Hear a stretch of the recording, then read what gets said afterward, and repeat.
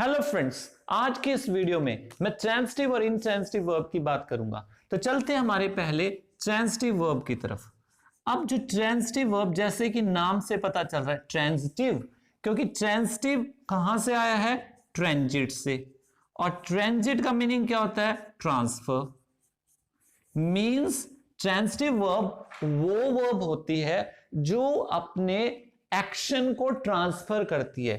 किसके ऊपर ट्रांसफर करती है? ऑब्जेक्ट पर ट्रांसफर करती है। ठीक है, ये दूसरे शब्दों में ट्रांजिटिव वर्ब वो होती है जो अपने आप में क्या होती है? इनकम्प्लीट होती है, मींस अधूरी होती है। तो उसे कुछ ना कुछ चाहिए होता है अपना मीनिंग पूरा करने के लिए, और वो कुछ ना कुछ क्या होता है? हमारा ऑब्जेक्ट होता है। ठीक है, जैसे मैं आपको एक एग्जांपल देता हूं, क्लियर हो जाएगा। ही किल्ड, मान लो ये सेंटेंस ले लिया, ही किल्ड, उसने मारा। अब जो किल वर्ब है इसमें, ही किल्ड, उसने मारा, क्या मारा? ये सेंटेंस अपने आप में पूरा नहीं है, ये वर्ब अपने आप में पूरी नहीं है। उसने मारा, क्या मारा? कुछ क्लियर नहीं है। इट मींस इसको कुछ ना कुछ चाहिए, इस वर्ब को कुछ ना कुछ चाहिए अपना मीनिंग पूरा करने के लिए। यहां कुछ भी लिख सकते हैं। For example, he killed A rat, he killed a snake, he killed a dog, कुछ भी लिख सकते हैं। तो इस प्रकार अब ये पूरा सेंस दे रही है, पूरा सेंटेंस का सेंस आ गया, he killed a rat, उसने एक चूहे को मारा। तो ये जो हमारी वर्ब है kill, अब रैट लगने से क्या होगी? ये ट्रांजिटिव होगी, इसका मीनिंग पूरा हो गया। और ये रैट हमारा क्या है? ऑब्जेक्ट है। अब आपको कैसे पता चले कि वर्ब के बाद जो हमारी चीज आ रही है वो ऑब्जेक्ट है या नहीं? उसका सिंपल सा फॉर्मूला है। क्या फॉर्मूला है? कि आप वर्ब के साथ दो क्वेश्चन बनाइए, व्हाट और whom। अगर व्हाट और whom लगाने से आंसर आ जाता है तो वो हमारा ऑब्जेक्ट है। जैसे ही किल्ड व्हाट, उसने क्या मारा? आंसर क्या आ रहा है? ए रैट। इसका मतलब ए रैट हमारा क्या है जी? ऑब्जेक्ट है। एक मैं और एग्जांपल देता हूं।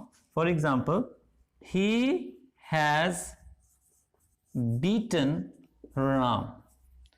अब हमने देखना है कि ये जो वर्ब है बीट, ये ट्रांजिटिव है या नहीं है। वही क्राइटेरिया अडॉप्ट करेंगे, व्हाट और whom से आंसर पूछेंगे, क्योंकि whom किसके लिए यूज होता है? पर्सन्स के लिए, और बाकी सब के लिए व्हाट यूज होता है। तो यहां राम हमारा क्या है? पर्सन है। तो जरा इससे whom से बना के क्वेश्चन देखते हैं कि आ रहा है या नहीं आ रहा। he has beaten whom, किसको मारा है? आंसर क्या आ रहा है? राम को मारा है। इसका मतलब बीट भी हमारी क्या है? ट्रांजिटिव वर्ब है। किल भी हमारी क्या है?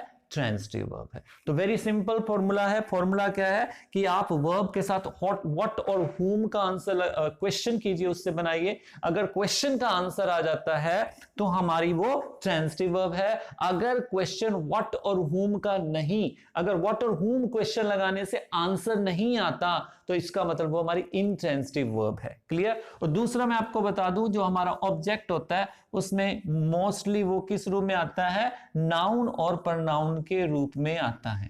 ठीक है, तो रैट हमारा नाउन है। Noun is the name of a place, person और थिंग। राम क्या है? पर्सन का नाम है। Rat is the name of an animal. तो ये है आपका ट्रांजिटिव वर्ब इन ब्रीफ।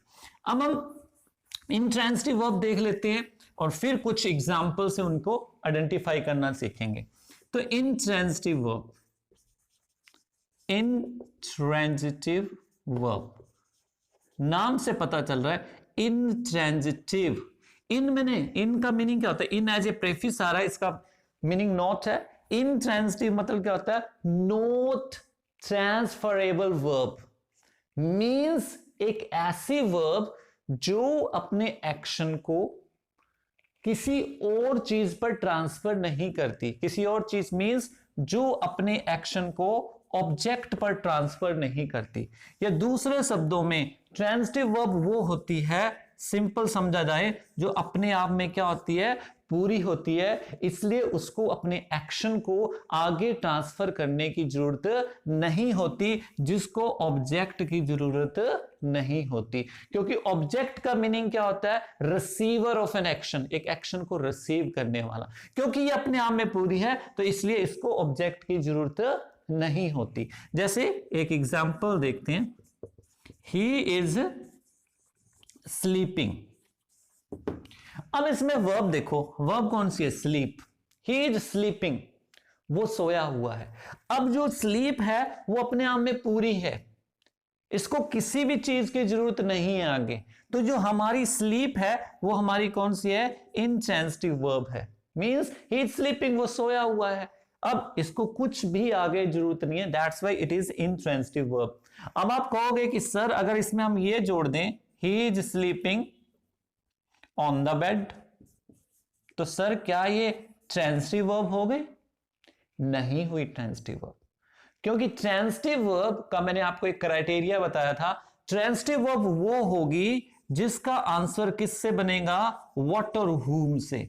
बस यही ध्यान रखना। अब हम क्वेश्चन इससे लगाते हैं, ही इज स्लीपिंग, क्योंकि बेड एक नॉन लिविंग थिंग है, तो हुम से तो बनेगा नहीं, हुम तो पर्सन के साथ आंसर जानने के लिए हम लगाएंगे। तो ही इज स्लीपिंग व्हाट, वो क्या सोया हुआ है? आंसर नहीं आ रहा।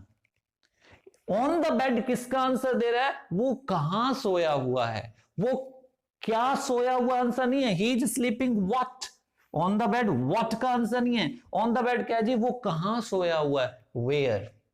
तो आपने ध्यान रखना कि अगर व्हाट और whom लगाने से आंसर आता है तो ट्रांजिटिव होगी, अदरवाइज वो इंट्रांजिटिव होगा। अगर वर्ब के साथ अगर किसका आंसर आ जाता है? वेयर का, या किसका आंसर हो जाता है? वाई का, या किसका आंसर हो जाता है? वेन का। क्लियर? या फिर क्या आंसर आ जाता है? हाउ का। तो ये जब इसका आंसर आ जाए तो वो हमारी हमेशा इंट्रांजिटिव वर्ब होती है। ये हमारी वेयर का आंसर दे रही है, ये इंट्रांजिटिव वर्ब है। या दूसरे शब्दों में ऑन द बेड, ये हमारा किसका काम कर रहा है? एडवर्ब का काम कर रहा है। एडवर्ब क्या होती है? क्रिया विशेषण। क्रिया विशेषण क्या होती है? जो किसकी विशेषता बताती है? क्रिया की। ऑन द बेड किसकी विशेषता बता रही है? स्लीप का। सोया हुआ कहां है? बेड के ऊपर। क्लियर? आप इतना मत उलझिए, वेयर, हाउ, वाई, व्हेन, उलझने की जरूरत नहीं है। आपको सीधा सा याद रखना है, सिंपल सा फॉर्मूला है कि अगर व्हाट और whom का आंसर आ जाता है क्वेश्चन से, वर्ब के साथ व्हाट और whom का क्वेश्चन बनाने से आंसर आ जाता है, वो ट्रांजिटिव, अदरवाइज इंट्रांजिटिव है। जैसे मैं एक एग्जांपल आपको और देता हूं। अगर आपको एडवर्ब वाला जो मैंने बताया अगर डिफिकल्ट लगे तो उसको ध्यान में रखने की कोई जरूरत नहीं है। एक एग्जांपल और लेते हैं, ही मेट राम यस्टरडे। तो देखिए क्या ये ट्रांजिटिव है या इंट्रांजिटिव, हम जानने की कोशिश करते हैं। हमारा सिंपल सा फॉर्मूला है, व्हाट और whom का आंसर देना है।